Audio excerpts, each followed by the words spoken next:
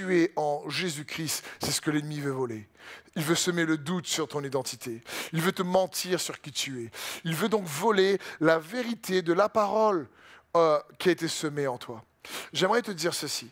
On ne peut peut-être pas changer les circonstances, mais on peut changer ce qu'on croit à propos des circonstances.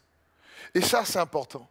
Et il y a des vérités sur toi qui a été déclarées par Dieu au travers de sa parole, qui est le miroir, qui est capable de te faire voir les circonstances autrement. Non pas que tu peux changer les circonstances, mais tu peux changer ce que tu crois à propos des circonstances. Prenons l'exemple de Joseph, qui, dans l'Ancien Testament, dans le livre de la Genèse, a été vendu par ses frères comme esclave, est esclave chez Potiphar. La femme de Potiphar voulait coucher avec lui, mais il voulait être fidèle et loyal à son maître. Il a fui et elle a menti à son sujet. Il a été jeté en prison. Il est resté en prison au moins 2 ans. Et toute cette accumulation d'injustice pendant des années aurait pu rendre Joseph amer.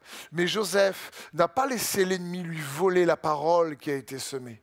Il a gardé la vérité. Il n'a pas laissé les mensonges que l'ennemi voulait lui faire croire au travers des circonstances le mentir. Non, non, non, pas du tout. Joseph s'est accroché à la vérité que Dieu lui avait donnée depuis le départ. Et dans Genèse 45, quand quelques années plus tard, ses frères reviennent le voir, Joseph dit à ses frères au verset 4, « Approchez-vous de moi. » Et ils s'approchèrent.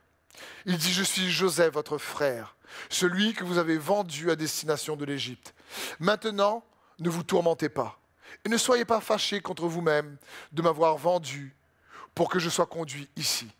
Car c'est pour vous sauver la vie que Dieu m'a envoyé ici avant vous. » Waouh! J'aime ce passage extrêmement encourageant. On voit ici qu'avec la vérité que Joseph a gardée, il a donné une destinée à ses peines. Il n'a pas été une victime des circonstances, du fait qu'il a été trahi par ses frères. Il n'a pas été une victime de la trahison. Il n'a pas laissé la trahison semer le poison du mensonge dans son cœur. Mais il n'a pas laissé l'ennemi donc voler cette vérité qu'il avait reçue sous forme de rêve par Dieu lui-même. Il a gardé et il dit à ses frères, non, non, non, ne vous inquiétez pas, ce n'est pas vous qui m'avait envoyé ici. C'est Dieu qui m'a envoyé avant vous pour vous sauver. Il m'a envoyé ici. Et c'est bon de comprendre ça. On ne peut peut-être pas, bien sûr, changer. La vérité, bien sûr, ne la change pas. Mais on peut changer notre compréhension de la vérité. Et Joseph comprenait la vérité avec un cœur qui plaisait à Dieu. Et quelle que soit la vérité qu'il y a à ton sujet, si cette vérité, tu ne l'as peut-être pas compris, tu n'as pas compris qui tu étais vraiment pour lui. Tu n'as pas compris la valeur que tu as à ses yeux. Tu n'as pas compris, tu regardes la croix qui est une vérité extraordinaire et tu regardes la croix en disant mais cette vérité-là, elle montre comment Jésus a souffert. Oui, mais cette vérité-là montre aussi la valeur que tu as aux yeux de Dieu. La croix décrit d'abord ta valeur. Donc on ne change pas la vérité, mais on peut changer notre compréhension de la vérité. Et cette compréhension-là va donner une destinée à tes peines. Et l'ennemi veut voler cette vérité pour que tu deviennes une victime de tes circonstances.